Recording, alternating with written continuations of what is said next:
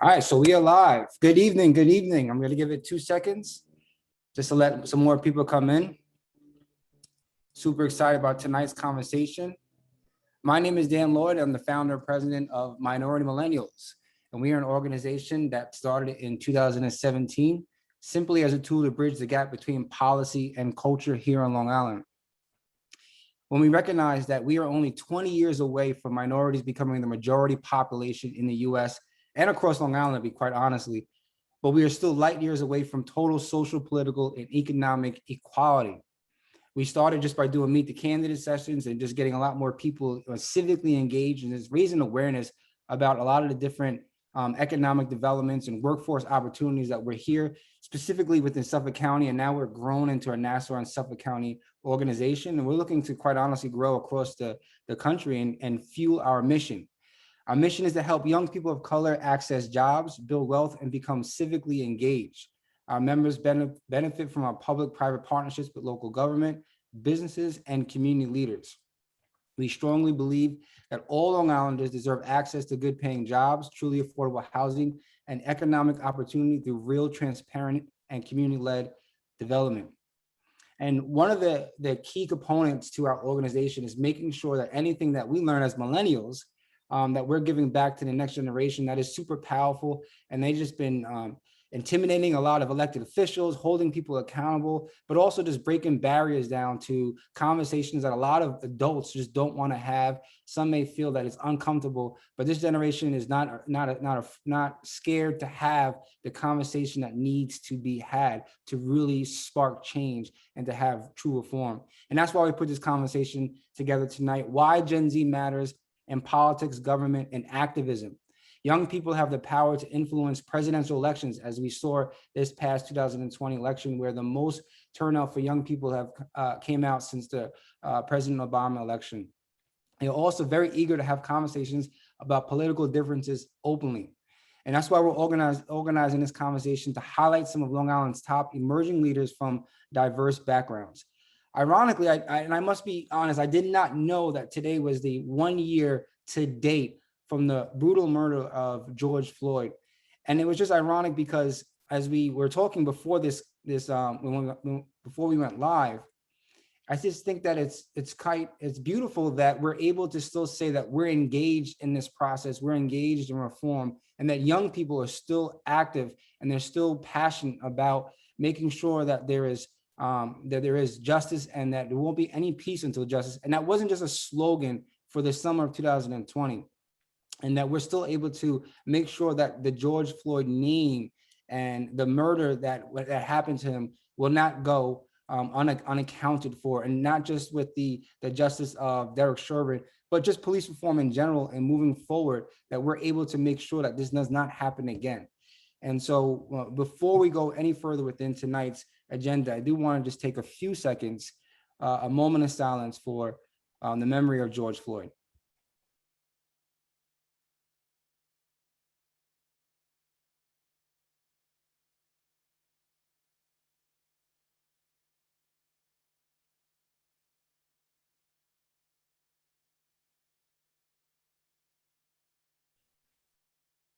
Thank you for all those everyone that is tuning in tonight too, because I know that there's a lot of events going on across the island, across the country, to make sure that George Floyd's name is ingrained into the memory of America and just quite honestly the movement moving forward. And like I said, it's just incredibly powerful to have this conversation. I'm excited to learn from the panelists. We were so grateful as an organization to have these heavy hitters, from everyone that's on the panelist to our moderator. And I'm going to introduce our moderator tonight, who has a legislative intern for Minority Millennials in the first semester from January 2021, and has been so helpful. We called on him to speak about legalization of marijuana, News 12, the same day. It was able to handle it like he was doing it for 20 years. So I'm speaking about a young man named Bryce Mack, who's going to be a future elected official, if not an elected official, a future CEO, or somebody that's really having a lot of impact in society here on Long Island and in government. Bryce Mack is an active member of the Long Island community. He is a legislative intern for Minority Millennials, a youth board member of the Long Island Coalition Against Bullying, and community liaison for Nassau County Legislator Josh LaFazan. An advocate for change, Bryce has also served in numerous campus leadership positions, such as president of the Nassau Community College Student Government and treasurer of the statewide SUNY Student Assembly. Bryce holds an associate in liberal arts from Nassau and will be receiving his bachelor's in political science from SUNY New Paltz in winter of 2022. Bryce has dedicated his life to public service and hopes to one day run for office to help bring much needed change to not only Long Island, but the state and our country as a whole. So please, everyone, give Bryce Mack a very warm welcome as he's the moderator for tonight's conversation. Thank you, Bryce. Thank you, Dan, for that wonderful introduction. Hello, everyone. Like Dan said, my name is Bryce Mack. I've been living on Long Island for my entire life, and it's really important that we have this discussion. We are welcomed by so many amazing student leaders here who are panelists, and we'll be having the important discussions on why having Gen Z, people part of the Gen Z population involved in advocacy is so important. You hear the kids of today are the future tomorrow, and it's really true. With all these really hard, difficult events that have happened in 2020, 2021, and even the years prior, it's important that we had a bunch of youth advocacy. And that's why this is important to hear from many student leaders so we can hear what ideas that really the elected officials we have now, what they should really look for and what they really need to do to make positive changes. So what I'm going to do, I'm going to introduce our panelists, have them introduce themselves as well, what work they've done, and then we'll go into some questions. We do have a Q&A function for the Zoom here today, so make sure you put your question there, and we'll be checking it periodically from time to time. So the first person I'll introduce is Nicolette Carrion. Nicolette is a New York State governor and Congresswoman Candace Rice recognized youth advocate. She is 18 years old from Georgetown, and she lives in Baldwin and has been featured at NBC and ABC News and other national and local publications. Last year, Nicolette became the Nassau County Youth Chair, and she has really been carrying just the flag for all youth across New York State. For the first time ever, her and her organization did a town hall with U.S. Senator Kathleen Rice.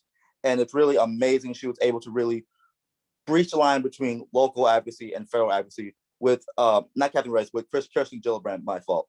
And it was really something that was really important for advocacy for youth people and people who aren't part of the Gen Z population as well. She's been working with Young Island Youth Justice. She's a freshman representative for Georgetown, and just someone that I can really personally see being an elected official herself. So Nicolette, if you don't mind, introduce yourself and say hi to everybody.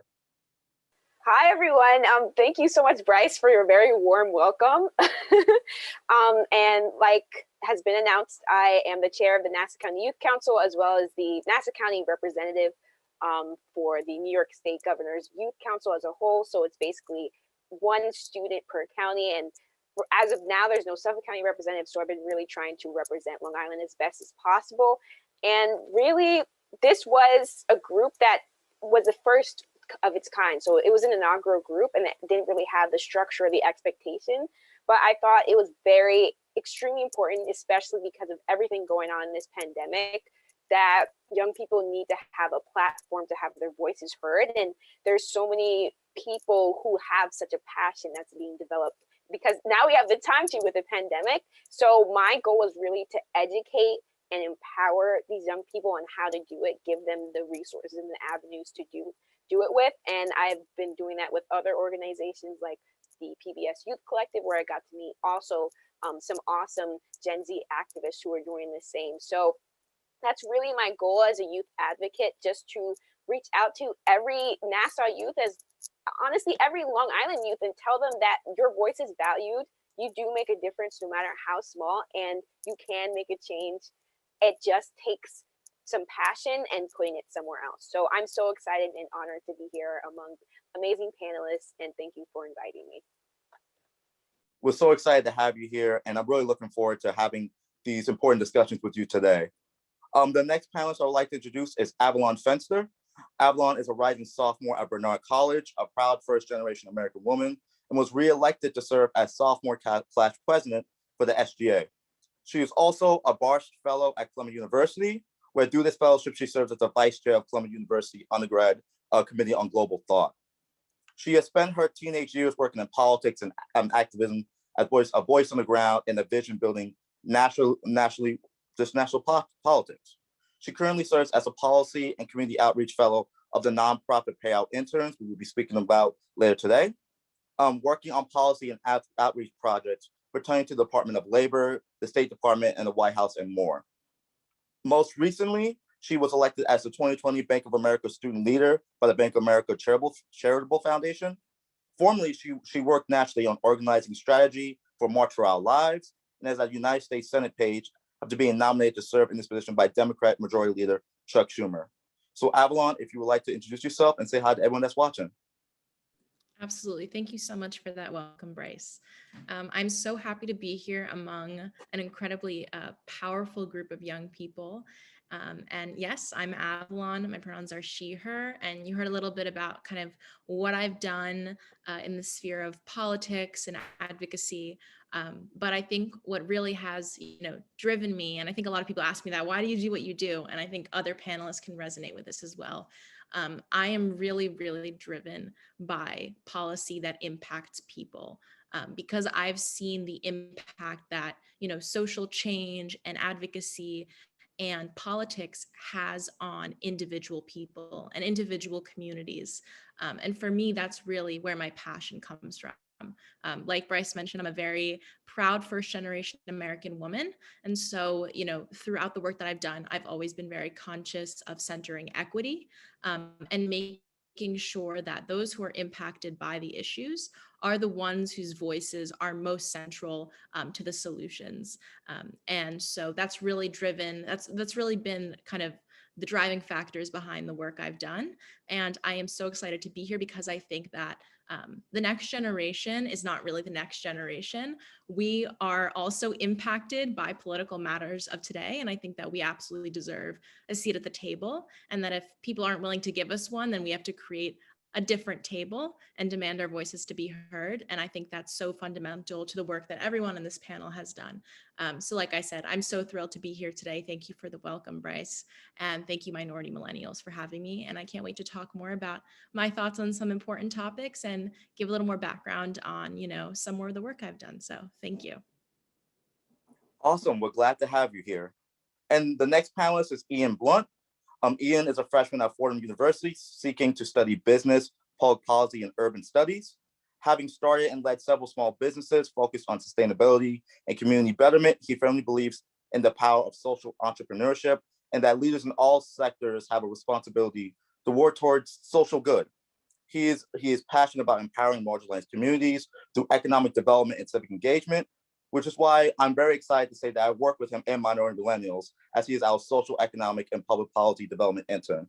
So Ian, if you could introduce yourself and say hi to everyone watching. Thank you, Bryce, for the warm welcome. Yes, so my name is Ian Blunt. I'm a rising sophomore at Fordham University. And I've been serving as the socioeconomic and public policy development intern at Minority Millennials for the duration of my spring semester, so around the last 6 months. And as Bryce said, we've worked pretty closely hand in hand over those months, along with Dan and the rest of the team at Minority Millennials on a lot of different police reform agendas, and a lot of different things that we've worked on with the Long Island Housing Board and Real Estate Committee on affordable housing and a lot of other issues throughout the island that we've been able to put a lot of work into. And it's been a really engaging 6 months that I've really enjoyed working hand in hand with Bryce and Dan and the rest of the team. And I'm really honored to be here with the rest of these panel members and share my experiences with all of them and hear more from all of them as well, and a lot of the things that they've worked on as well. And thank you again, Bryce.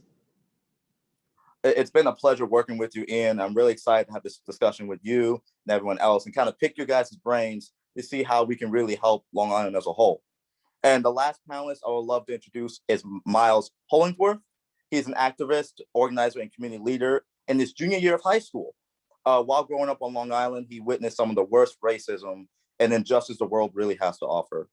Being only 8 years old when he was first accosted by a racist, which is extremely unfortunate. He has since committed his efforts to combating this virus on our community and just making sure that racism doesn't exist ever again. Using his support from his friends and community, his accomplishments are very impactful. While fighting on behalf of people of color every day and the entirety of the community, he has learned to seek counsel in his core belief. Communal solidarity is change, and change is communal solidarity. With candor in his mind, encourage in his heart, strength in his words will be so. Like Miles is the current NAACP Freeport and Roosevelt Youth President, which is extremely amazing. So Miles, you can introduce yourself and say hi to everyone. Thank you, Bryce, for your extremely warm welcome. Hi, everyone. My name is Miles Hollingsworth. Like Bryce said, I use he, him pronouns, and I'm extremely excited to be on this panel with all these esteemed guests. Like everyone has said in some fashion, I'm a youth advocate, and I'm really here to ensure that people have a youth at the table just as much as they would have an adult at the table. My job as president of the NAACP is to ensure the social, political, and educational and economic rights of all people, as specifically focusing on those younger than the age of 25. And I do that, and we do that as a team, as a community, making sure that we enact change in the best way possible. But when I say change, change is a very vague word.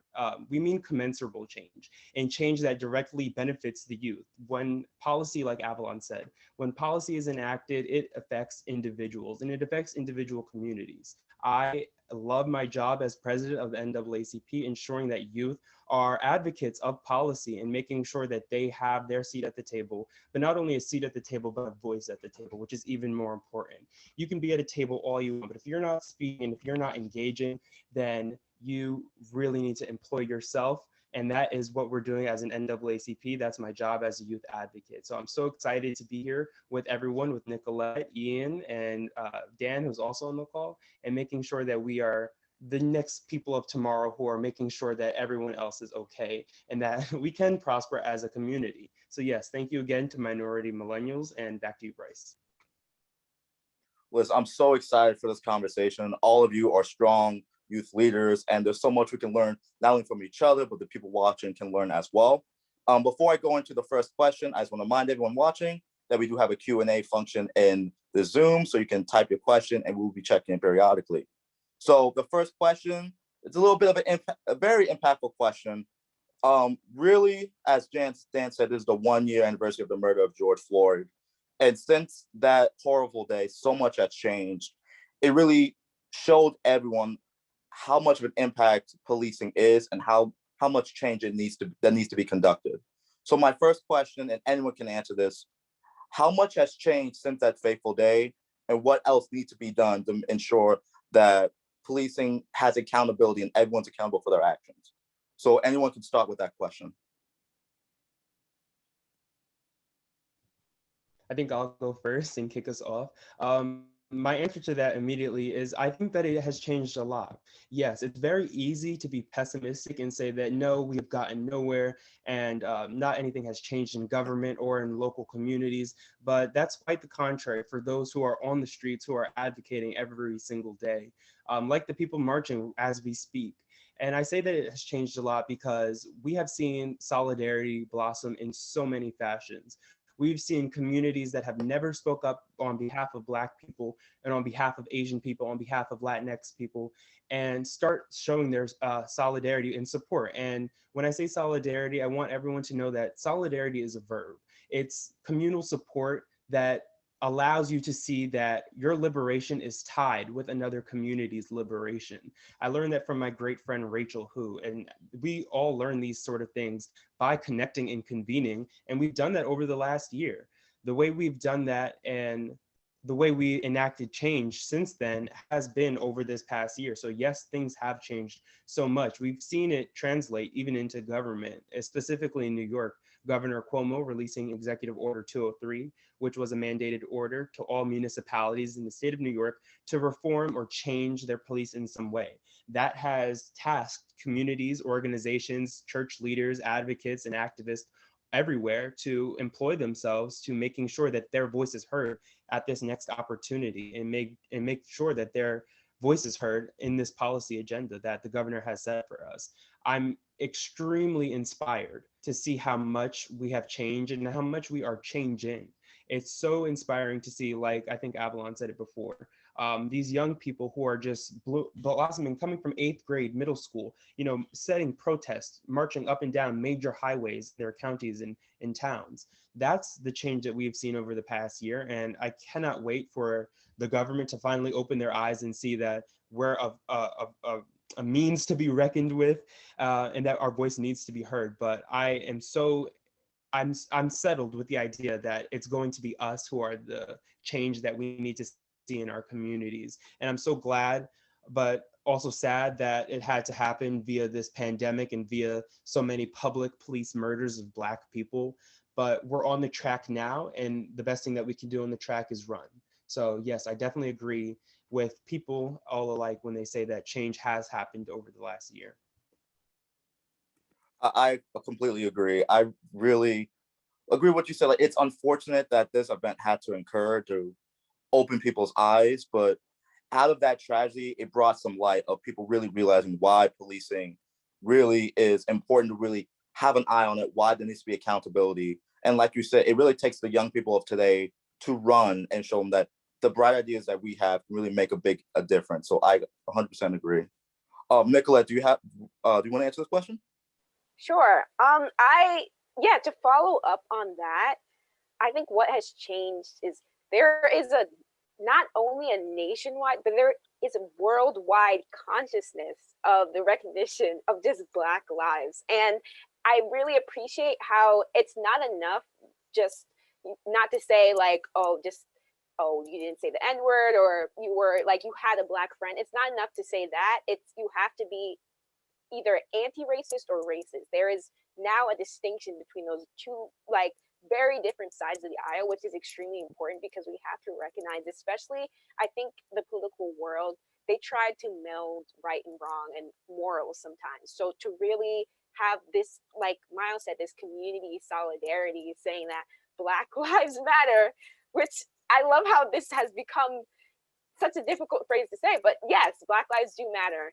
And to hear that from every single part of the world was so inspiring. And that, I think that's the greatest change, to be able to go to a school like Georgetown where, yeah, there's 7% Black people, but at the same time, the people who are there understand and or more conscious, and they recognize that Black people do have a disadvantage. And I think more people are recognizing privilege and the intersectionality of it all in terms of also people of color. I've heard a conversation saying that like some minority groups may be less willing to support another one because of this idea that it's like a net zero. No, every group can support every other group because injustice anywhere is a threat to justice everywhere.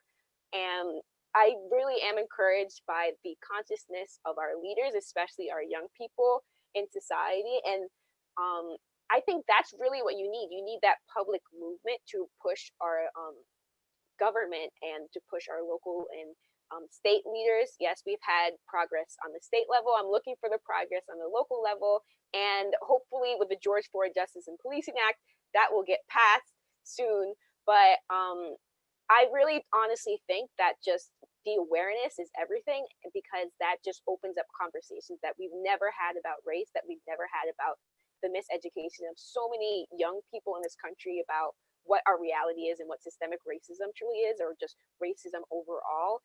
And that opens up a box that has to remain open so we all learn and we all grow and we all become better for it. So those are my thoughts. I completely agree. I like that you brought up awareness and that privilege does exist. There are so many young people out there that really don't know the privilege that they may hold. And with these recent events, it really opened their eyes and gave them different perspectives that exist out there. That some people like, hey, I might have a privilege over this person. There are a lot of this unfortunate things that happen to the Black and brown community. And that's what's important. It's important to make sure that people have different perspectives and they're not really in their own bubble. And that's what's really important. And I 100% agree. It really helped, like a place like Georgetown. I go to SUNY New Paltz, where there isn't a huge Black and brown community. But with everything that goes on, it really helped shape the students that go there that aren't part of that community. It really helped them become advocates for that community, help them learn more, try to learn more about the culture, learn more about the issues and what they can do themselves to make sure that these issues don't happen again. So I completely agree with what you said. Avalon, Ian, do you have something you'd like to say with this question? Yeah, I can go ahead. I think kind of I've seen two big points of impact. I think the first is that I've seen young people really catch on to the idea that no platform is too small. And I remember especially over the summer, I remembered feeling like, before everything that had happened, it was mostly people with big platforms or people who were already activists or who already were in organizations and had kind of felt like they were worthy enough to speak on the issue that we're speaking on the issue. But what I really saw was there was kind of this widespread accessibility to this information because of social media and because of the internet. And so I had seen people posting about issues and educating themselves about issues and attending protests and kind of continuing on and like enhancing their awareness over the past year, especially that I don't think I would have seen from them before. And I think that was really powerful. And I also think something else that I find that has been really powerful and a change that I see is that people are really starting to question the history that they've been taught, understanding that not everything that we've heard in the mainstream is the full picture and is the full story, and really going deeper and investigating the roots of what we're seeing. Like police brutality does not exist in a vacuum. Police brutality is a continued practice that is the result of systemic racism from the beginning, the founding of this country. And I think kind of seeing youth especially investigate that and also really question, what they've been taught in school. They haven't been taught the full picture in school. They've only been taught snippets of the story has been something that's really inspiring, seeing that curiosity and seeing that awareness and engagement, and also seeing how young people feel really empowered now to raise their voice in support of issues that they're passionate about. And I totally agree that it took a movement like this and it took a moment like this, unfortunately, to really raise that global awareness. But now that it's raised, I don't really see it, going back into the corner anytime soon. I 100% agree. It's really you brought up engagement, which is something I want to speak about later on during this conversation. But you're right. It's really, you want to engage the community. You want to make sure that everyone's out there, everyone has a voice.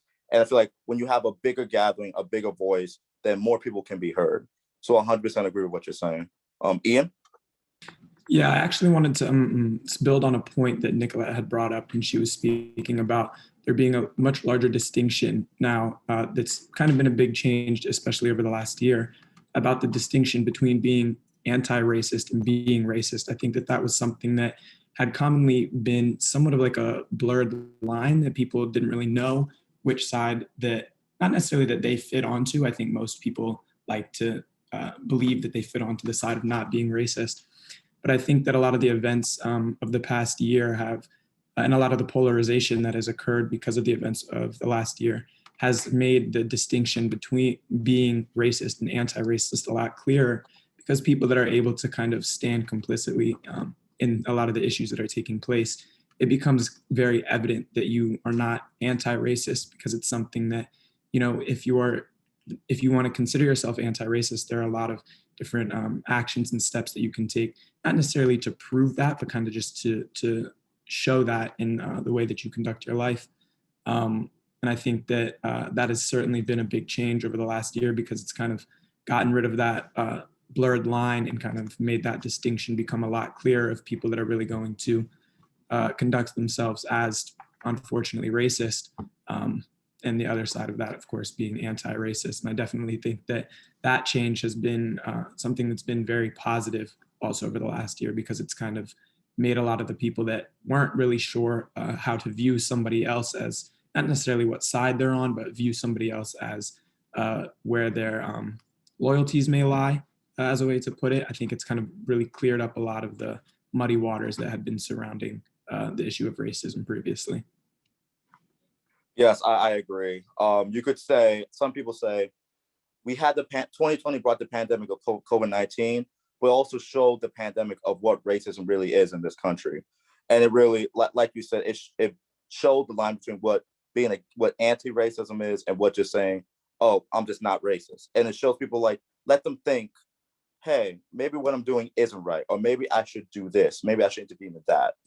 And it really shows that while 2020 might have not been the best year, it did breathe some positives to important issues such as racism and what we can do to really to eradicate it as a whole. As much as a process that may be, it is possible.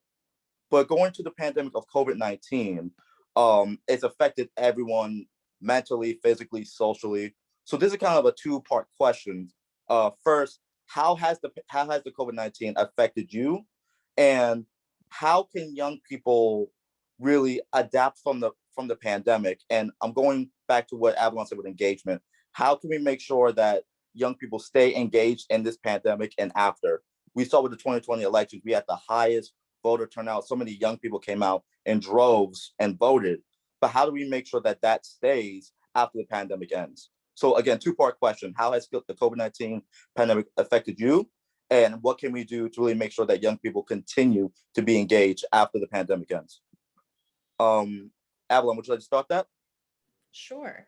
So, for me personally, this was my first year of college, and I had to attend college online, which in many ways was very challenging. And I was lucky enough to live in an environment where, I was well supported by my family and by my peers. And so, that was wonderful.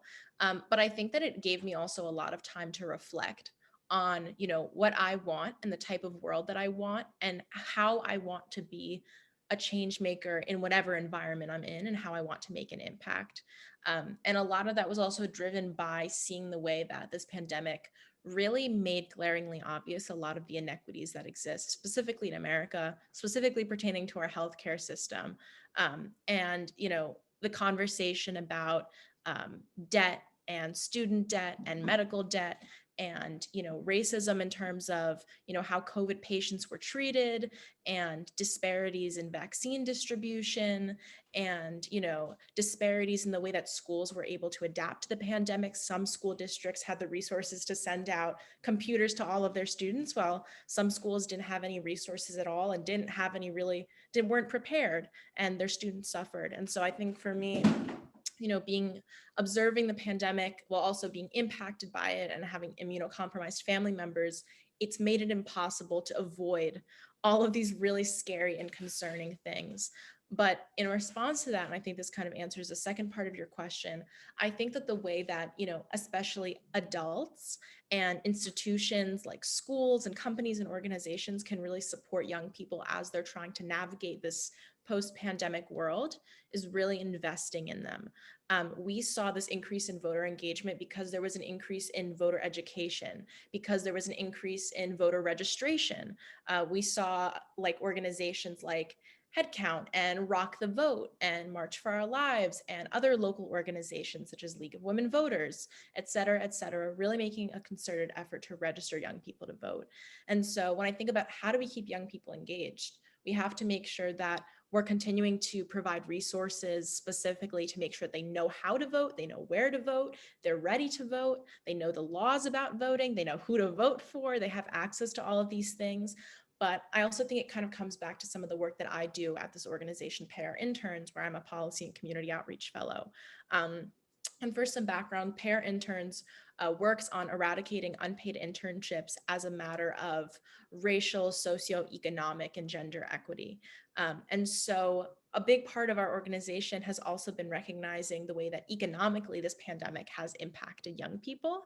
And, the work that I do is really about making sure that there are equitable pipelines into the workforce, the college to career pipeline, making sure there's equitable pipelines for young people to be able to really stay engaged. And so that's why I'm saying when I hear the phrase, how do we keep young people engaged? We have to actually fiscally invest in them and make sure that they're equipped to, be able to actually afford living costs, be able to, not be in debt for the rest of their life and not have to go into deeper student debt because they have to, take out a loan of $20,000 to afford an unpaid internship before they're even out of college. So when I hear that question, I think it's really about investing in resources and investing in organizations, especially organizations like Minority Millennials, an organization that is catering to communities that have been the most impacted by this pandemic.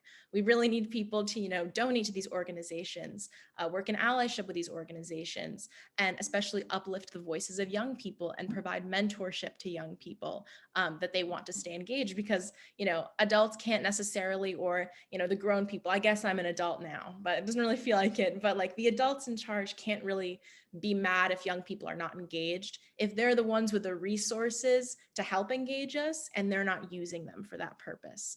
So I hope that, I think that answers that question well, and that's just some of my thoughts on the matter based on how I've been impacted, but I'd love to hear from others on how they've been impacted as well.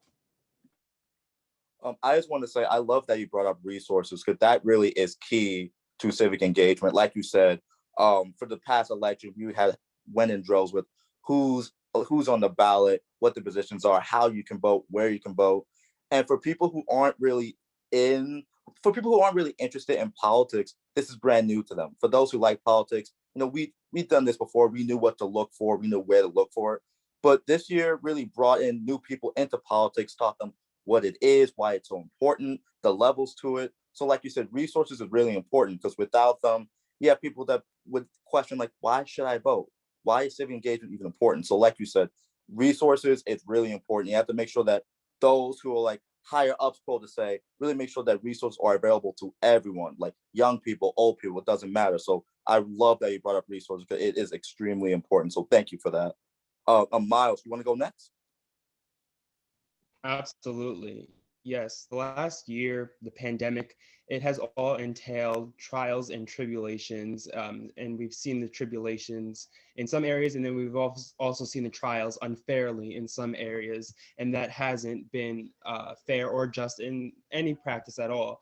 And the way that I see that COVID has affected so many people is because how they're responding to it now. You can only push a person into a corner for so long until that person turns around and says, I have nowhere to go but back, and back the direction that you're pushing me from. And that's how the pandemic was to so many people. It pushed our economic limits, it pushed our mental limits, and it's been a testament to our maturity. It's been a testament to how well we believe in ourselves, in our communities. Even speaking personally, I've contracted the virus and looked at myself and said, I'm doing too much. Am I going to be able to continue serving my community and serving my friends the same way I was pre-pandemic, making sure that people are still informed about issues regarding race, issues regarding economics, issues regarding education? Will I be able to do that the same way? And that's the question that so many people have had in many different aspects and fashions. But that's how essentially detrimental this pandemic has been to so many people, that it's forced them to start thinking about some of these questions. And I think the Vice President of the United States put it as the 3 a.m. conversations. Yes, everyone went through a 3 a.m. conversation where they were like, excuse my French, but damn, can I continue to do what I'm doing? Can I continue to be the way that I am right now in this pandemic? And we've seen the stark differences across race, across economic levels. And I say that all because that's all true. It's sad to hear it like that, but that's all true. The bright side of it, if there is a bright side of it, is that we've seen a amazing continuity of conversation, like I mentioned before when we were speaking about solidarity. We've seen people start communicating like never before, especially because all being at home, reserved to a computer. I can now reach people on the other side of the world. I can reach people who are in California when they're talking about people in cases of police brutality in California. I can meet with them on a camera and say, let's talk about resources. Let's talk about how we're going to use our communal solidarity and solve this problem. So that's how COVID has affected us all. It really has put us together in so many fashions. Literally speaking right now, I'm speaking to so many people who we've never met in person. I've met Nicolette in person, but this is how we make sure that change is impactful, it's meaningful, because we're collaborating with so many communities in such a small distance. And I think that has been a blessing and a curse in so many ways, this pandemic. And I think, like Avalon said, I've had a lot of time to self-reflect. I think our communities have had a lot of time to self-reflect and say, this is what we need to do moving forward. And I think it was a point that Ian said and Nicolette said earlier about seeing stark differences and how to see unequivocal answers with glasses on, put it in that sort of metaphor, that you can, with all of this pandemic going on, you can really see the stark differences. And I'll just leave it at that point to answer the next question. But to see those stark differences is one of the ways that it's been a curse, but it has also been a blessing. So thank you, COVID, but also no thank you, stay out. And the way that we've seen that continuity, like I mentioned before, is people being engaged, communication and education.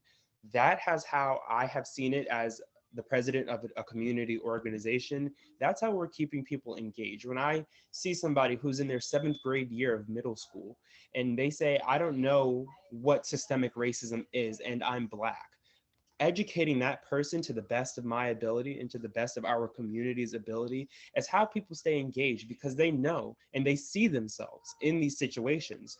George Floyd could have been my father. You know, Breonna Taylor could have been my sister. That's sad to think about. It's depressing to think about, and it's exhausting to think about.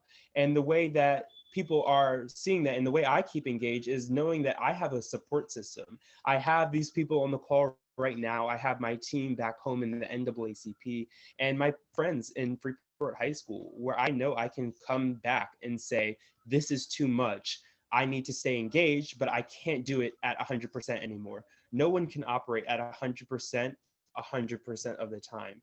And allowing yourself and your community to relax and say, I have to take a break from this. Let me take my hiatus is the best way that I've seen people stay engaged in the long run. You know, we're talking about solidarity. That's something decades long before you see change. That is not something you can have a peak height over the summer with and say change has happened. We need those periods of downtime. And then we also need those periods of uptime where you see people at their highs and lows in order to stay engaged. And that's underscoring the point that we need each other. We need community to succeed in all aspects of life and to combat social injustices to the best of our ability. Is we need each other. And so I'm so happy to say that I have a support system, but not everyone has, and we all know that. But to stay engaged is to stay active, to stay engaged is to stay educated. And that's the best way we're going to come out of all of these crises that we have, you know, that Dan Lloyd mentioned earlier before. But staying engaged is the best way that we can move forward and do so in the best of our, in our best interest and moving forward in the best way possible. And I hope I'm saying the best as many times as possible, because we really do need to move forward in the best way possible, because that's the only way all these community leaders see ourselves moving forward. That's at least the only way I see us moving forward, is in the best way possible. I'm so glad you brought up having a support system, because like you said, it's extremely important. And like you said, unfortunately, not everyone has one, but with the use of all this virtual technology like Zoom, WebEx, etc., it, like you said, it gives people different perspective, and it widens the range of people you can connect with. You said you can connect people with California, maybe Texas, maybe another country or continent, and you really are able to not only learn from them, but you can be there for them, they can be there for you, and really help. It really does help with the engagement. Let's say there's someone who actively votes all the time and you're a first-time voter. You have them there to teach you, to tell you why it's so important. During the George Floyd incident, I and I know so many other people, this really was heartbroken. I was extremely sad, extremely depressed. Because like you said, George Floyd could have been my father, my friend, my brother. But having a support system there, having people reach out and say, hey, are you okay? Do you want to talk, etc. That's what's extremely important. So I'm glad you brought that up. And while a lot of people say Zoom fatigue is a thing, and I can 100% say it is a thing, there are a lot of positives towards it. Like you said, you're able to reach out to so many people and learn so much, because the greater your perspective is, the more you can learn. So I'm so happy you brought that up. Ian, do you have something to say with this question? Yeah, I actually wanted to build on what Miles had talked about as far as also building on the engagement aspect of things. And something you said, Miles, that really stuck with me is talking about a 7th grader that doesn't understand what systemic racism is and will be Black themselves, and kind of the importance that you have as a mentor to that person and other people within a community have, even to you. I know that, you know, we're all still young people and we have mentors ourselves, such as Bryce and Dan and other people that are part of the Minority Millennials team. I think that it's really important to emphasize those mentorship capabilities that people have in community building to kind of further the knowledge that people have, specifically young people, on issues such as systemic racism, but also so many broader things across the board as well. I think it's just really important for the older people in the room that already have the experience and the knowledge and the know-how to communicate the ways to identify those issues, but also how to handle them in your day-to-day life as a person of color, a young person of color, especially. I think it's really important to focus in on the, like I said, the mentorship abilities that a lot of people have within their lives. And I think that not only are people able to create communities that way, but it's also really good to do that within pre-existing communities, whether that be where you live or in an organization that you're a part of, or like even the school you go to or the job that you're in. It's just really important to provide spaces to people where they feel comfortable within that space and feel like they have at least one person or a whole community or group of people to go to find that type of support. And also just to kind of create a place where there's a lot of voices going into one that can then be the voice that is communicated out into a community, so that it's not so many people all at once coming in from different angles, maybe on the same issue, but a lot of people that can kind of put their perspectives and put their brain into one and then kind of communicate that to a community as a whole. I think that that's a really beautiful thing that we're able to do, even with Minority Millennials, bring all the people here today on this panel, bring everybody together, to collaborate on the same questions that we're all talking about, and kind of put, everybody here's voices onto the same questions, and kind of create a centralized answer to a lot of the things that, that we're then able to communicate out into our own communities. And I think that that's a really beautiful thing that should definitely be honed in on a lot more than it is, like I said, just kind of finding those mentors within a community and kind of rallying around those people and creating those groups. I think that that's a really big thing that should definitely be emphasized. Yeah, 100% agree. I would say I'm very lucky to meet Dan, and even mentors can even be people who are younger than you. I've learned a lot from you, Ian, a bunch of other people, all you panelists. I learned from you. This age has nothing to do with it. You can learn so much from different people because people have different life experiences.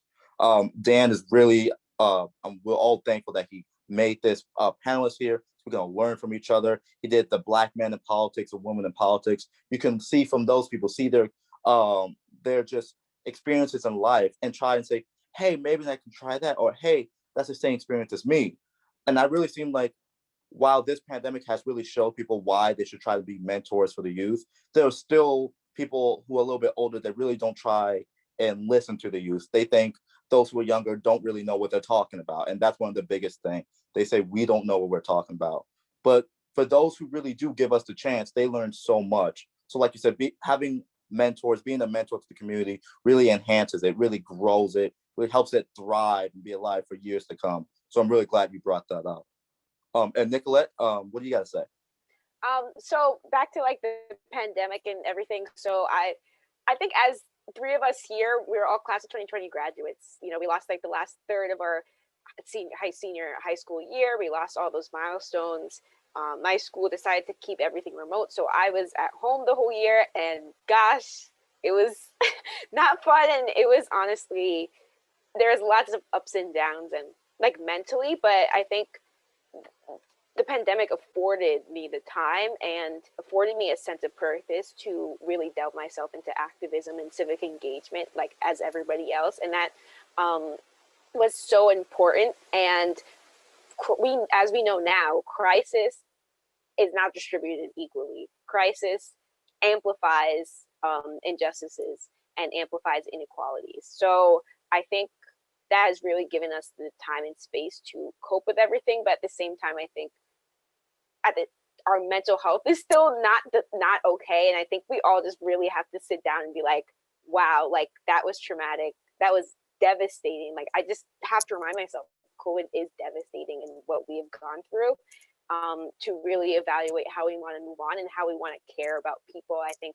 it was disappointing not to see everybody care. And I think some part of that was coping mechanisms. But overall, I think the pandemic has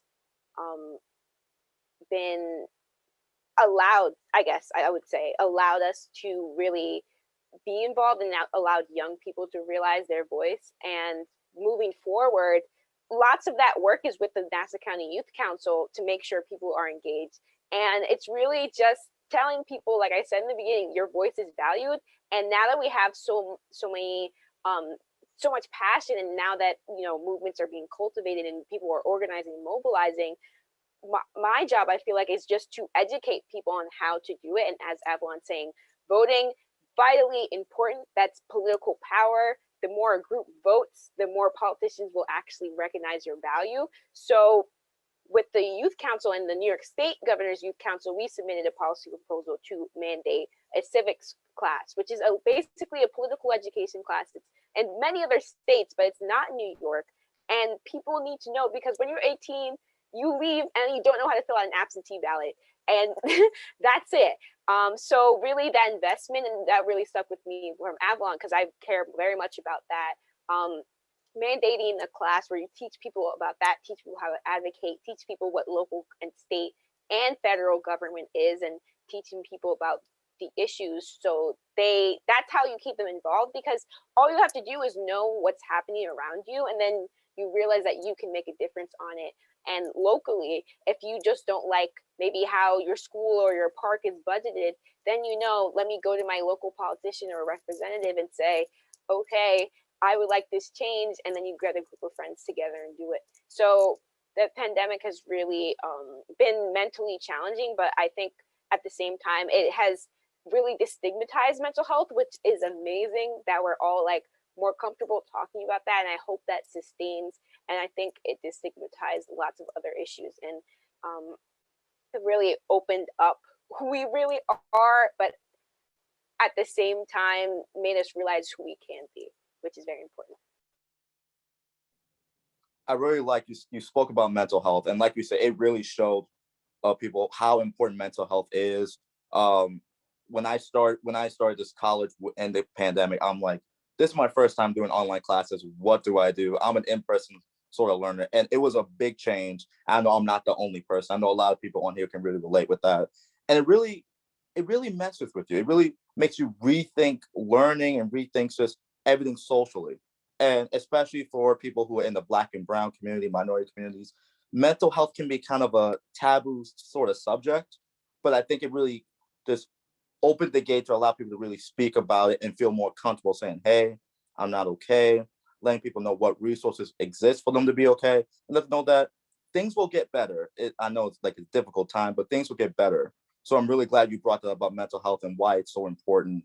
And it's really important to have that conversation.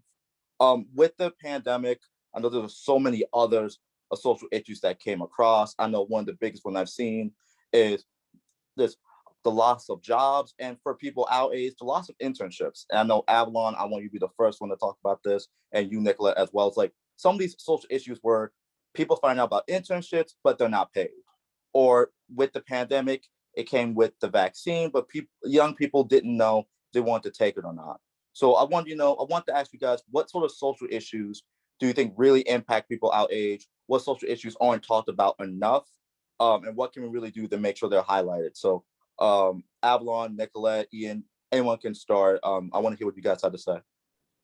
Sure, I think that's a great question. I can kind of just start off by talking about the internship point, because I've been working on this issue since November, but have cared about this issue for a long time before.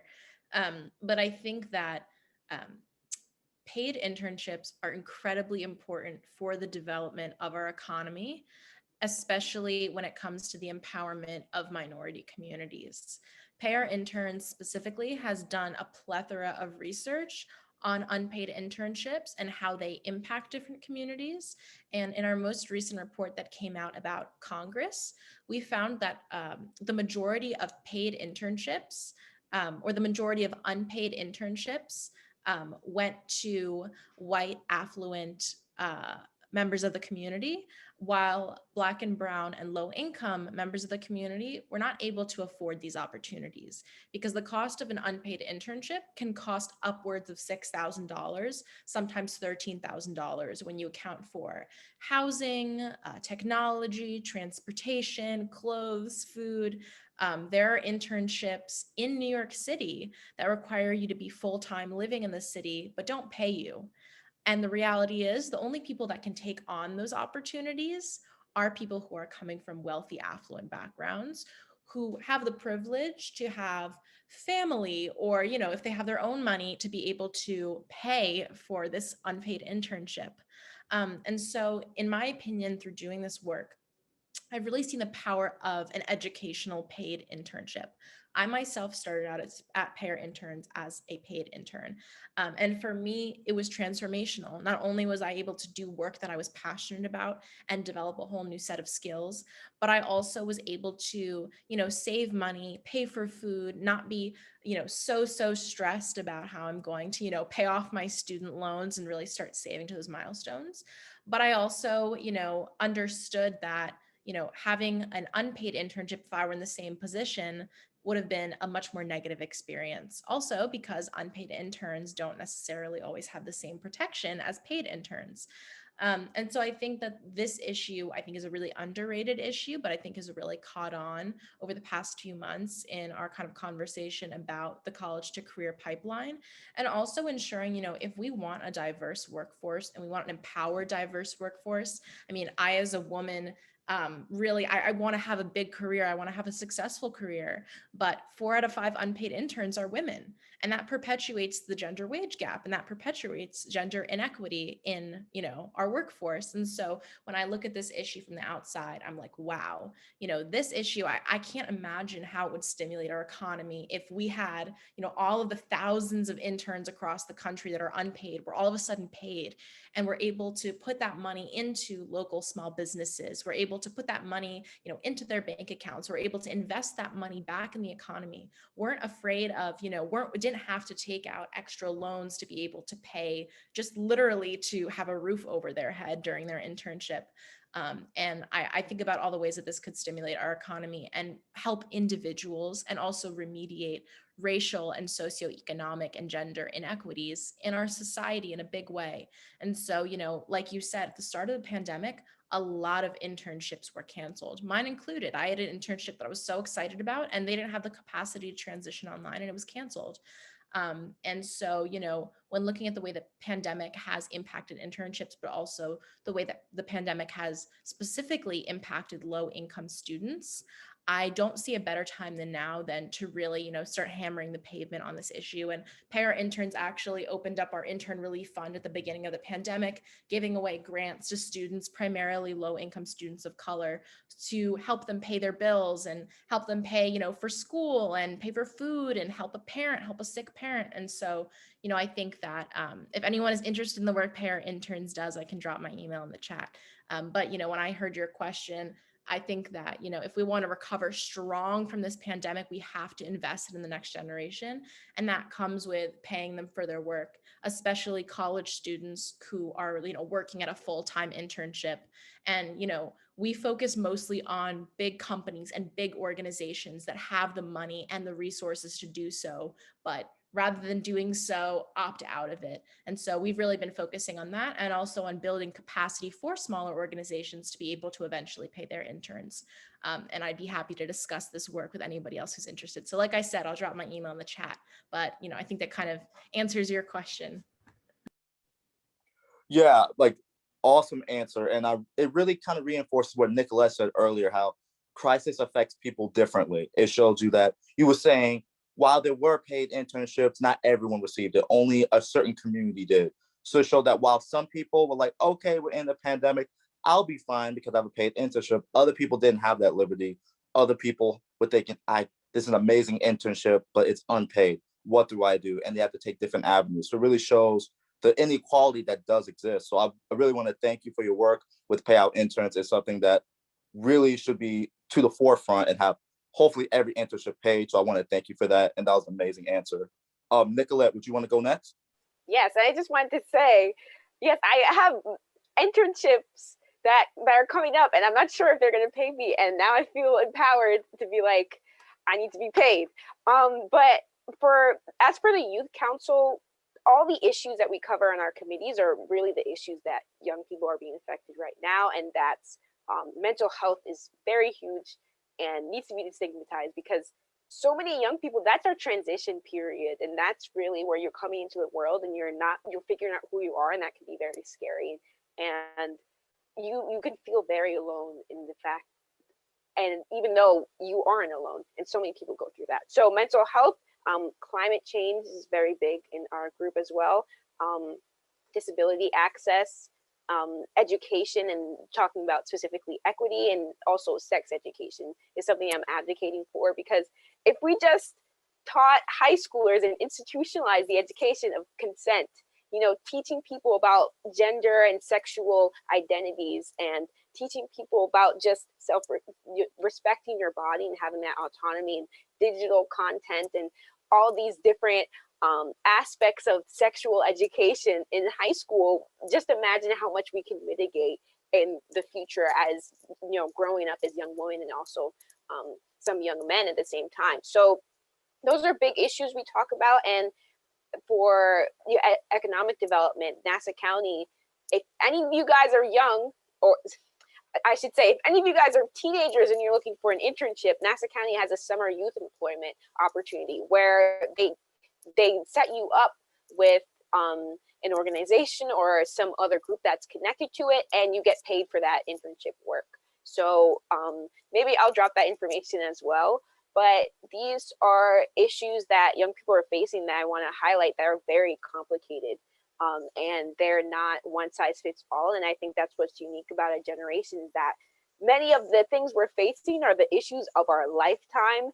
They're very complex, and they must be comprehensively addressed, and you must find solutions that are very specific. And I think what I love about our generation is that we are not willing to accept anymore a band-aid solution. We have to seriously address what is happening, and we have now the consciousness of how it affects everybody, and now we have to move forward, making sure that these huge, massive, and globalized issues on many fronts are well attended to. So those are the things we talk about at the Youth Council, and we've done everything from like a food distribution for food insecurity to a mental health art contest, which was beautiful. We have a ceremony with Laura Curran this Friday, which is amazing. And we have done racial equity forum, talking about systemic disparities and inequities within education. And we're launching this sex education policy advocacy this summer. So there's lots of exciting things that we're doing on it. But these are really the things that I think many young people are talking about. And it's really all under the lens of social media and technology, because that's what we're facing. And that could be very helpful in terms of advocacy, but also difficult to find the right information. And that has really impacted the way we intake information. So it's all about media literacy, but also empowering yourself through those platforms. And I have to say, you and your organization have done a great job with that. I remember when I was working with Josh Laffington, you came to the youth early voting event, and she came out there with so many high schools that are really passionate. Some of them can't even vote yet, but telling them why it's so important to vote. And that really just shows that with her organization, really just teaching the youth and teaching them why it's important. So when they are able to, they know, like, okay, I'm at that age, let me start doing this. So I do want to give you a shout out to that. You're doing a great job. Keep it up with that. Ian, Thank Miles, who wants to go next?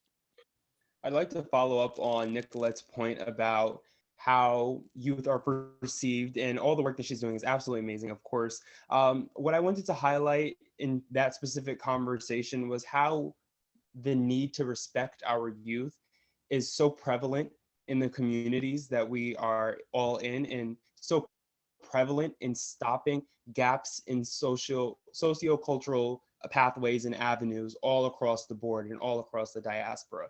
And what I mean by that is specifically how you disrespect a youth is so detrimental, more than you think, because like Avalon said when she was speaking about internships, if you're simply not respected, you're simply not getting the educational tools or the economic tools that you need to be successful, which only perpetuates education gaps, financial gaps, and gaps in all sorts of branches of government even.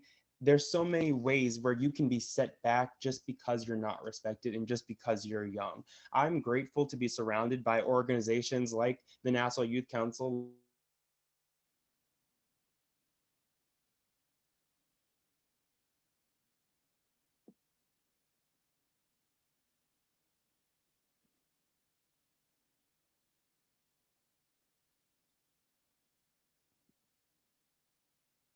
systemic inequalities.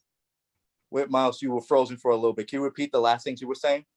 Oh gosh, I hate when that happens. Sorry. It's I was okay. saying, yes, I was saying I'm so fortunate to be surrounded by organizations that respect our youth, that are imploring other people to respect our youth, and are having those conversations with other adults that are saying that we need to respect our youth. And like we said earlier in the conversation, put them at the same seats, put them at the same tables that the adults are at. And that's one of the most impactful ways that we can stop the education gap, that we can stop the economic gap. Because when people are coming from high school and they're looking for those interns, and like Avalon said, it goes to mostly white affluent people, that is so disheartening to see, that just because I'm a young person of color, a young person from a minority district, a young person from an economically deprived minority district, there's so many ways where just having simple respect for our youth will put them in those positions to get paid while they're in their internships, will put them in those positions to have the economic resources and grants from other people to pursue their careers and pursue their life in general. And I just wanted to underscore the point that why the reason the adults aren't respecting the youth is honestly a reflection of their own insecurities and their own need to look within themselves. And just like, racist, it's a problem that you have within yourself that you have to learn your way around it and learn how to be an ally. There's no way to just say, hit the button, I'm not racist anymore, or I'm not disrespectful to our youth anymore. You have to be an ally, and you have to put your ongoing support, investing, like Avalon said, in those people, in those youth, to make sure that you are an advocate of closing the educational gap, closing the economic gap. So that's generally what I said while I was frozen. But yeah, I believe that conversation needs to be held. It's a conversation that a lot of people are having at the tables now. And I'm so happy that there are adults who are educated and who know about this issue and are saying that, yes, I've been in a room where, there's been a strong youth leader, but because they're young, they don't deserve my respect and they don't deserve to put their 2 cents on the table. And I'm so happy that conversation is being held. It's been left out for too long, but like everyone said at the beginning of this call, youth have such a strong voice. It's too hard to be ignored. So yeah, thank you for that. I'm so happy that we're moving this way. I agree. And I got to snap my fingers for what you said about how those who really don't respect those who are younger, there's some sort of insecurity, something they harbor inside. That's really the biggest thing. I 100% agree. And with yourself being still in high school, it's so respectful. I respect you so much. And I know so many people on this call do as well. But like, it does show like those who might be in the meeting and maybe the person who's conducting me is younger. There's two ways they can go. Either they will sit down and listen and ask questions, or they harbor some sort of hate towards that individual, which really doesn't need to exist. But it really just shows that people really need to be more open-minded, need to learn, and see that there isn't a reason they should harbor that hate towards someone just because they're younger. There's a lot that they can learn. There's a lot that people who are older can learn from younger individuals, and vice versa. So I'm so glad you brought that up. It's very needed, and I'm hoping that it will change once time goes forward. Ian, have someone to say with this? Yeah, so I actually wanted to, again, call back to one of Miles' points, being respect. And I think that our respect for young people, let me clear that up. And I think that that honestly is the biggest issue that we see, especially in policy and in politics, is the fact that young people's voices often aren't taken very seriously, and they're kind of sometimes brushed off as being not as valid as the standpoint or the view on an issue as an adult's is. And I think why in policy and in politics, youth voices need to, in a way, be taken a little bit more seriously is a lot of the policies that are going to be put in place, even let's just say in the next 10 years, are going to have a much larger effect on our lives than it is going to have an effect on the people's lives that are putting those policies in place. Obviously, certain people are going to age out of certain things that may affect them as we are then growing into the age where those policies are kind of dictating the way that we're able to live our lives. So I think that that also ties back into, I know the Avalon said internships. I saw somebody in the comments say something about apprenticeships, and not only in the professional side of things, but even in conversations like this that we're having right now. I think it's very important to keep young people's voices, again, not to try and like diminish the importance of adults' voices. Of course, we're all getting our own takes on things from those existing opinions, but I think that kind of prioritizing the younger side of things, especially views on things, it has a really high importance, just because of like I said, our opinions on things and our voice and the insight that we have on certain issues is going to prove to be a lot very influential in the ways that we continue to live our lives 15, 20 years down the line. And that's something that's really detrimental when we're kept out of conversations, because then decisions are made that, again, aren't really going to affect the people that are making those decisions and putting those certain policies in place. It doesn't really have an effect on their day-to-day life, and it's something that isn't going to have an effect in the time that they're in the professional world, or just at any point in their life, where it's something that is going to have a very big impact on our lives and dictate a lot of things career-wise, dictate a lot of things lifestyle and livelihood-wise. So yeah, I think it's definitely something that, of course, our voices are important, but I think it's something that definitely needs to have a lot heavier of an emphasis put on it, just to ensure that the future that's being created for us has an element of it that's also being created by us, so that we're able to have a strong say in what the outcome of that is going to be. I was wondering if I could just respond to what Ian said really quickly. Go right ahead. Yeah. Okay. So what I really believe the value of having young people having a seat at the table, and that's what the Nassau County Youth Council is. I'm so lucky that we were able to start it up, and I hope it happens all over the country, because we get to represent young people and we get to empower them. And the impact of that is that we, like many of us know, we are one of the most educated and diverse and politically involved generations ever. And we have a refreshing view on so many issues because of the way we grew up.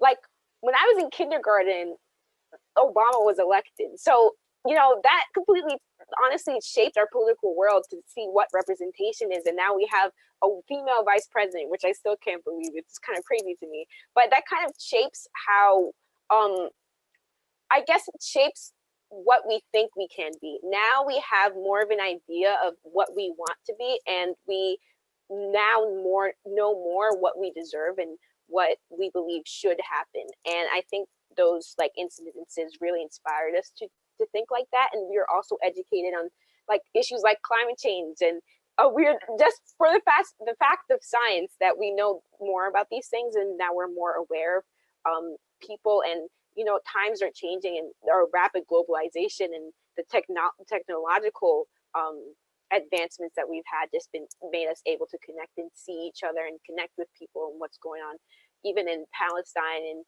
Israel and that type of conflict. So I really think that the value of having young people at the table is that we offer a new, refreshing voice that is not often heard, and we offer a perspective that is going to be the perspective of the future. And like Ian said, that's going to impact the rest of our lives. So I really appreciate the Youth Council and this conversation. Yeah, you're 100% right. Organizations such as the Youth Council, Minority Millennials, so many other great organizations really ensure that the youth voice is heard, they have a seat at the table, and these elected officials and those who are in these high positions can really make sure that they hear us and they know what perspectives exist out there. Sometimes people who are in these positions really just see it through their own lens, and they're not able to see through anybody else's. So like you said, it's really important for these organizations to provide that seat and make sure that these issues are heard and these peoples are heard. We have one last question. The last question is, we spoke about so many issues such as inequality, racism, COVID-19, there's so many things. But what do you think is what else do you think are the biggest challenges that the youth face today? And how will these issues change in the next 10, 20 years? What do you think needs to be done? I know we spoke about having a seat at the table, but what else do you think needs to be done to make sure that these issues are solved and they're heard?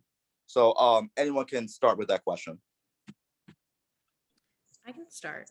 I think for me, there are obviously, I mean, there's so many issues and there's so many things to be terrified about. But I think for me, a lot of it really boils down to technology, because I think technology is going to have a really intense impact on our world moving forward. We already see this with social media and the way that social media influences opinion and creates impact for better or for worse. But I also think that moving forward, technology, everyone is kind of, I feel like is this is like a dystopian reality, but technology is going to start replacing jobs, and technology more and more and more is going to become a part of our everyday life. And I think that's something that, I don't think that we're really prepared for that. And I think that it's important that young people especially have technology literacy, because at the end of the day, if that's going to be kind of taking over this next generation and then this our next way of life, I think it's so important that we actually are prepared for that and we're ready for that and we're ready to adapt to that as well. But I think specifically, like when I see the impact of social media, I think social media can be used for so much good, but I've also seen social media be used for so much bad and so much evil. I mean, we all kind of know, I think, about like what a deep fake is, making something look like it's a video, putting someone's face on a video and making it look like they're speaking when they're not speaking, the way that we've seen social media impact elections and the way that we've seen, I feel like social media is just this huge issue that we haven't fully grappled with its power yet. And I can speak specifically like as a Jewish woman who's like endured anti-Semitism since the beginning of high school. When I first started getting involved in politics and activism, I was targeted really, really heavily by white supremacists on my Instagram, and had gotten like threatening messages quite often, and still like have been at the brunt of a lot of anti-Semitic hate. And so when I see that, and I see like my other friends who are minorities or are from marginalized communities who also have experienced that, for me, that raises alarm. And so I think, when I think about the issue that's going to impact our generation the most, like I said, there's so many, but I think the one that we're least prepared for is the way that technology is going to continue to evolve and impact our life, and the way that social media in a really, really big way is going to continue, influencing public opinion. And if we're ready for the potential consequences of that moving forward, and I don't necessarily think that we are. So I think that that's kind of my thoughts on that. But like I said, there's so many issues, but I think also something before I hand it over that I think is really important to focus on is also like joy and finding peace. And especially as young people, understanding that we are not going to save the world single-handedly. Even the movements that we're starting right now likely is going to take generations to fully catch on and fully see the impact of our movement. And that doesn't mean that it's less effective, but I think that means that we also have to be really conscious of the way that politics and advocacy can impact our mental health, and allow ourselves this space to actually feel joy and peace. Because especially for those of us that come from minority communities, that's something that wasn't always afforded to the generations before us, to our families, to our ancestors. And so I think it's important to really remember it's not shameful to take that time away from all the crazy, scary stuff. If anything, I think it's a really meaningful part of advocacy work and policy work, and being kind to one another and being gracious to one another. And also, I think not making assumptions about one another and being kind of being the kind of like world in our microcosm, even the conversations that we're having now, where we're really like kind of going back and forth and listening to each other's perspectives, I think that's so important, especially for people in minority and marginalized communities, to really stand in solidarity with one another. I know that's something that Miles talked about, but I think that's so, so important moving forward, because there's so many things coming for us that we're not prepared for. But I think if we have each other, we have each other's backs, we're gonna be much better off than we would be otherwise. I really like that you brought up technology, because like you said, there are so many positives. Like we've seen, especially for the past election, people have really used, show people why civic engagement is so important through social media, through Facebook, through Instagram, and it really showed the youth like what resources exist, little maybe many paragraphs where they can read, so they really know what they can do.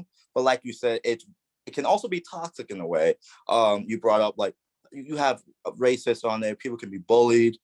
Through the organization Long Island Coalition Against Bullying that I'm a part of, we just read off yesterday. We had an event where we announced our scholarship winner, and the prompt for the essay was, "What is cyberbullying, and has it increased or decreased during the pandemic?" And it shows that while there are so many positives to technology, the negatives still exist, and with that negative there, it can always it won't make anything smooth sailing. So it's always great to have it, but like you said, I'm not sure if we are 100% prepared for how it may change in the future. And when joy and passion, I love that you ended it with that, because like you said, we're all advocates. We know how stressful it can be, because there's so many social issues that really need to be addressed.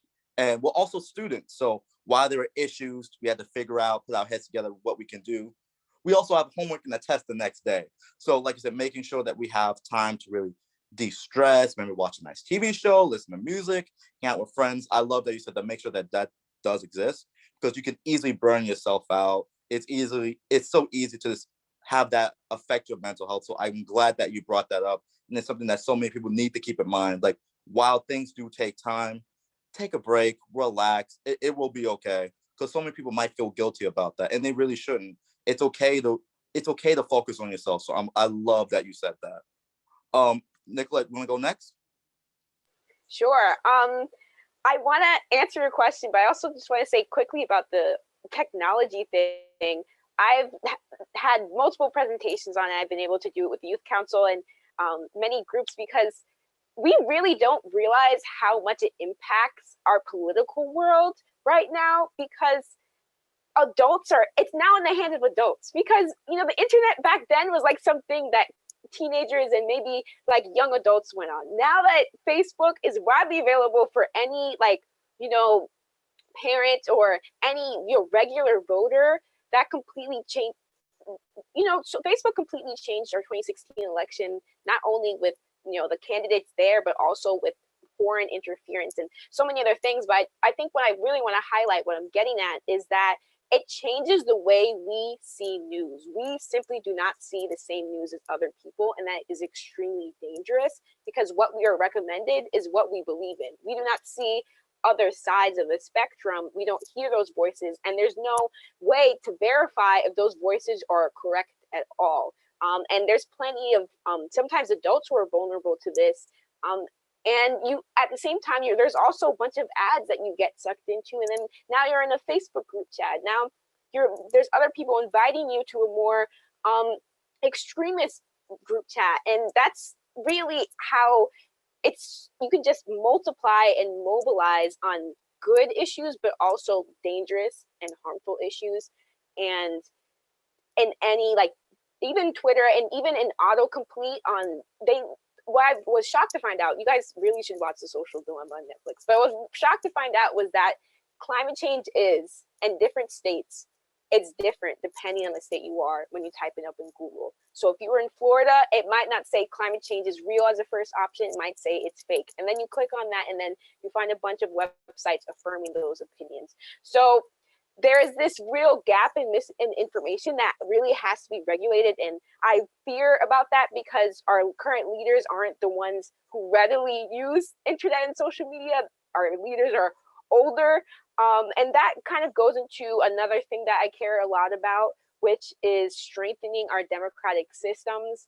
We now know what happens when you don't. And I think we've been really just resting on good faith and principles, but we really have to modernize them at the same time, especially with, you know, the amount of money that's going into, you know, politics. That's also dangerous. So ensuring that we have good leaders, ensuring that we have representative leaders is so important, because that is the way we run our society, and that's how you get good policy passed. And I think there's plenty of people who want to be leaders and who want to run for office, but then you have to make X amount of money to be even considered as a candidate, which I think is disappointing. So I think that's really important to me. And obviously, like I've said before, we are facing the issues of our lifetime already in so many other regards. But I guess because it's the last question, I just want to leave everybody with saying that everybody is an expert of their own experience. And because of that, everybody has a chance to let their voices be heard, and everybody's brings a new perspective to the table, no matter what qualifications do you need. Back then, I was like, oh, I want this to happen, but somebody else is going to do it. I want this to happen the way I want it to happen, but somebody else is going to go out and do exactly the. That's incorrect. And it doesn't matter if you have a law degree or if you are a politician or you run your own foundation. I was speaking with somebody who he's like super successful. He was on Forbes. He was invited by the president, and he did TED Talks. And he said he started at 16 years old. He said, I didn't know what I was doing when I was in 16. You know, I didn't know how to run a company or be a CEO, but I got started. And that's why I really want to encourage young people. You don't have to know things when you start, but to take that passion and put it someplace, knowing your worth and your value, really makes the world of difference. And it can start small. You don't have to be the biggest worldwide activist, but you can just get your group of friends together and decide that you don't want this, you want something a certain way, and you think something should be changed. So it's really all about that. And we need political participation to keep our democracy functioning and to keep multiple voices heard, because that balance is how we get the best results and the best issues. So that's very important to me. And I think the more people raise their voices and share their perspectives and don't silence each other, the more we are going to get closer to a society that we want to live in, and less polarization as a result of social media and other things. I agree. And I love how you just ended it with passion, because passion is what leads us. It leads everyone. And giving that example of that gentleman you spoke about who was on Forbes and is really successful, it shows that everyone has a different path, but their passion is what leads it. It doesn't matter how you start up, like you said. It could be, you could start out small, start out big. But if you really channel that passion, if you believe in what you believe in, that's what matters. That is what's going to get you to the future. So I love that you said that, because everyone has a passion for different issues.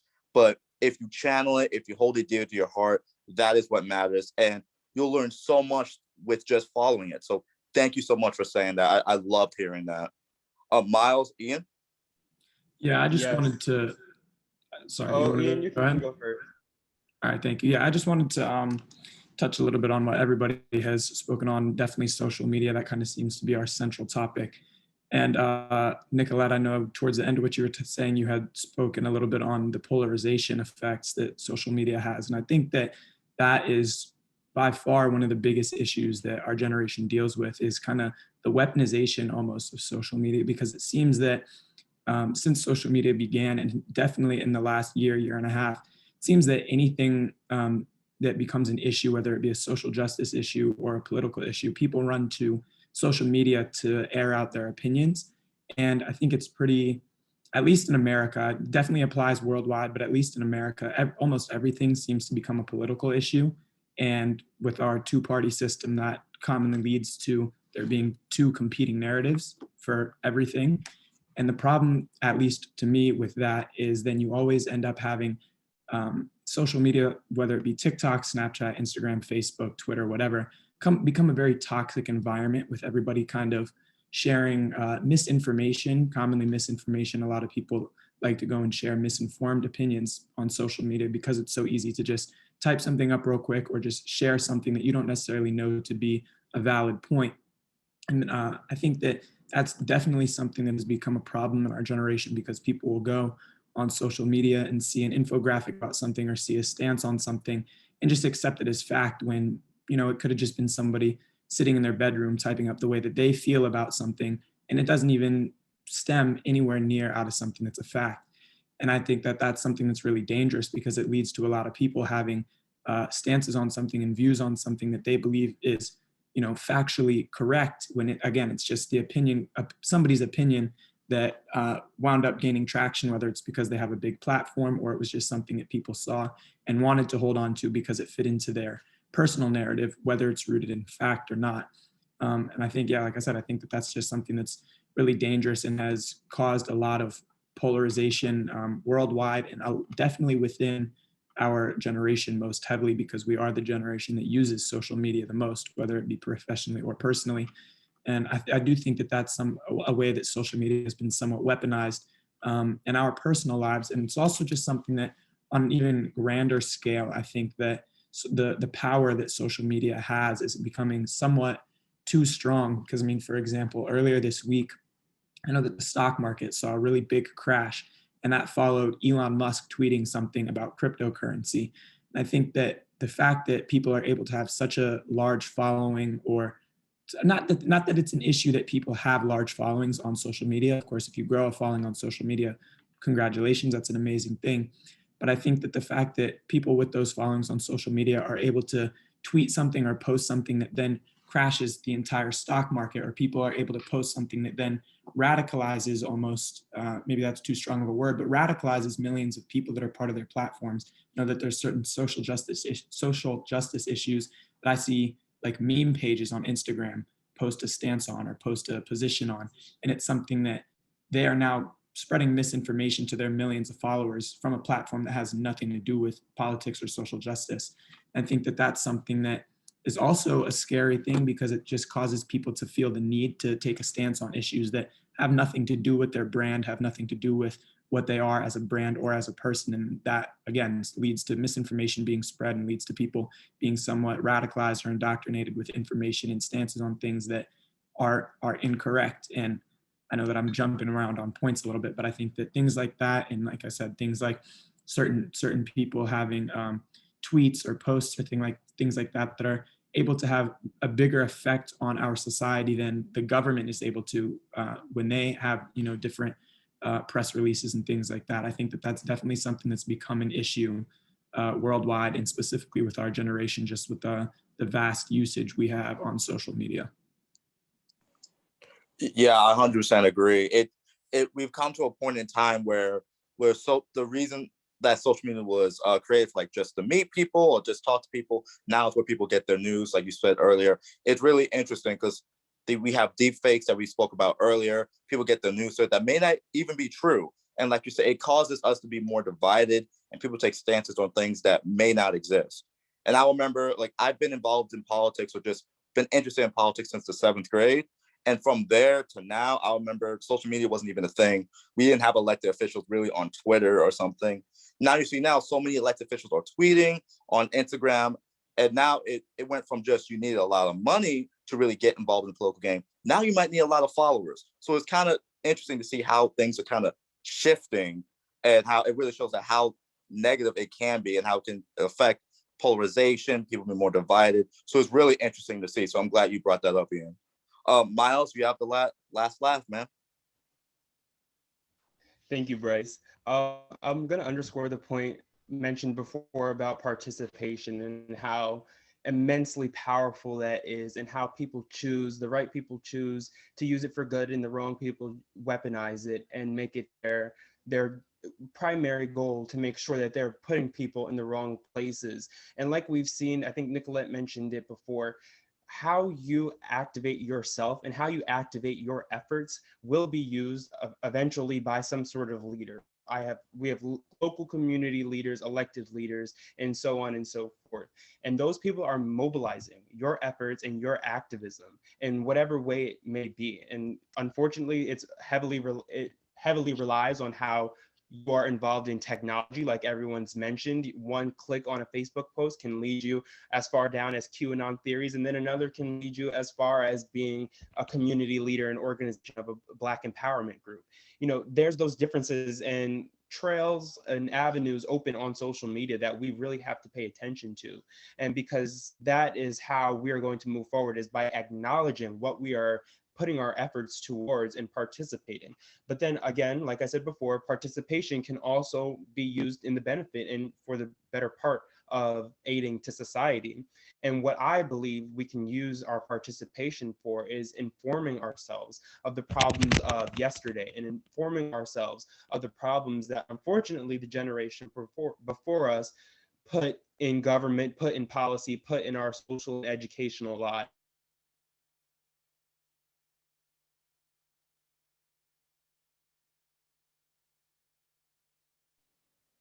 Oh, Miles, you're breaking up a little bit.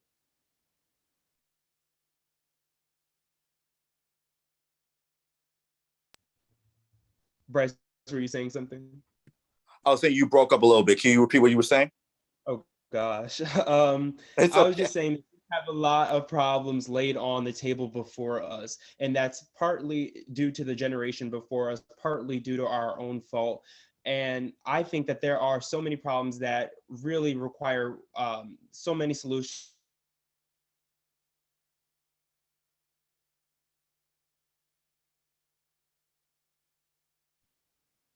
Miles, you broke up again.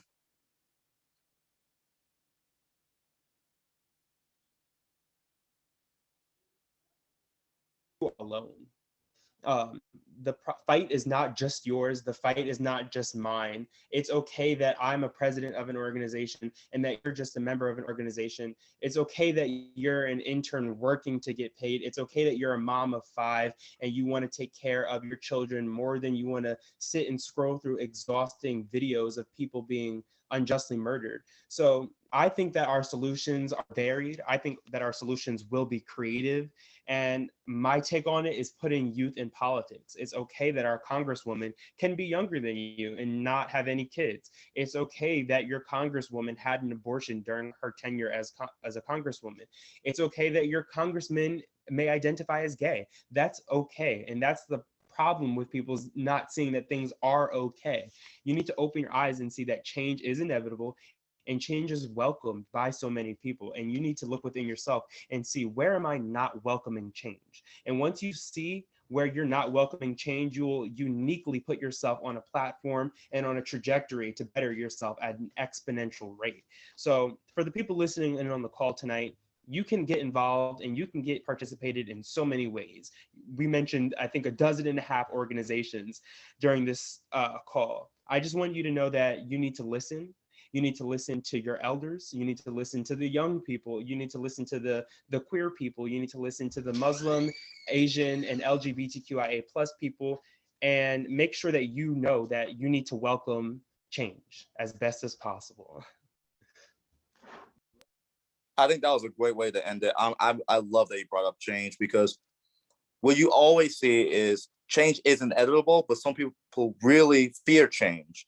They're scared of it. They aren't educated about change, and just showing people that change is okay. Not everyone will be the same, and you're really able to. We bring up the whole word of perspective. It changes your perspective. It's okay to have different perspectives. You can learn from it. You can ask questions about it, but change is okay. And I feel like the more people that realize that, it really helped not only Long Island or the state, it really helped the country as a whole. So thank you for saying that.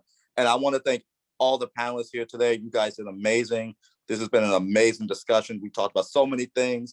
I know we could have talked about so many more, so I would love to talk to you guys again. But thank you, everyone who's watching this. And I want to give it back to Dan to say his final remarks.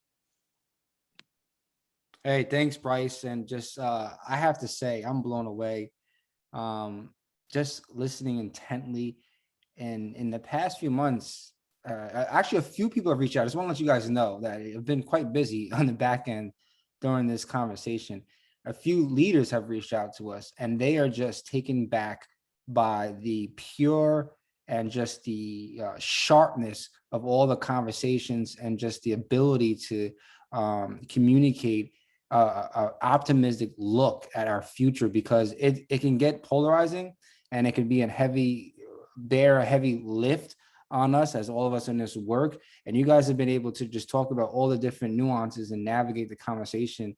And it's just so refreshing to see that our future is going to be in the hands of leaders like yourself, because at times it does not look good at all for our society. And as I think Nicolette had mentioned, maybe it was Avalon, but just the whole conversation about mental health and taking a break and having fun and just taking a moment to have peace and joy in this, because it's not going to change overnight. But as long as everyone's working towards the same goal and we're seeing proof of progress, quarterly, and we're able to track and have metrics of success, then we'll be able to say that in 2 years, in 3 years, in 5 years, this is what we've been able to accomplish. And then we can say that this is where we're never going to go back to again. And again, I just have to say, like, Ian, Bryce, Miles, Avalon, Nicolette, if you guys are our future Congress leaders, our future county executives, future governors, future presidents, future CEOs, I am dead serious. I'm being so honest that I have a much more optimistic view of our society. I have a 2-year-old little girl, and there's so many times I'm thinking, like, this is going to be a horrible place for her to grow up in, but it's not.